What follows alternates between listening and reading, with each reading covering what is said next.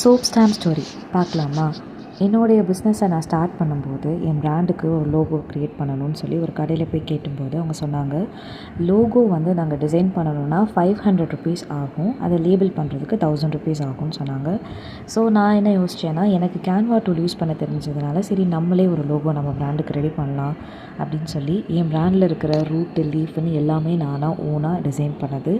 அதுக்கப்புறம் அதை பிரிண்ட் பண்ணி லேபிளாக பார்க்கும்போது ரொம்ப ரொம்ப ஹாப்பியாக இருந்தது. என் சோப்புக்கு ஃபஸ்ட்டு என்னோடய ஸ்டிக்கர்லலாம் வந்து என்னோடய லோகோ அனுப்பும்போது ஐ ஃபீல் வெரி ஹாப்பி. ஒரு பாயிண்டில் நம்ம யூஸ் பண்ணுற நிறையா சோப்பில் வந்து அவங்களுடைய நேமை வந்து சோப்பில் ஸ்டாம்ப் பண்ணியிருப்பாங்க. அதை பார்க்குறப்போ ஏன் நம்மளோட லோகோவை நம்மளோட சோப்பில் வந்து ஸ்டாம்ப் பண்ணக்கூடாதுன்னு சொல்லி I started to search. But எல்லாருமே சொல்லி வச்ச மாதிரி நோ, உங்களோட லோகோவை வந்து பண்ணவே முடியாது. ஏன்னா அதில் ரூட் இருக்குது, லீஃப் இருக்குது. இந்த ஸ்டாம்பை வந்து நீங்கள் பண்ணிங்கன்னா உங்களோட சோப் வந்து உடஞ்சிரும், இல்லைனா இந்த மாதிரி ஒரு ஸ்டாம்ப் ரெடி பண்ண முடியாது அப்படின்னு சொன்னாங்க.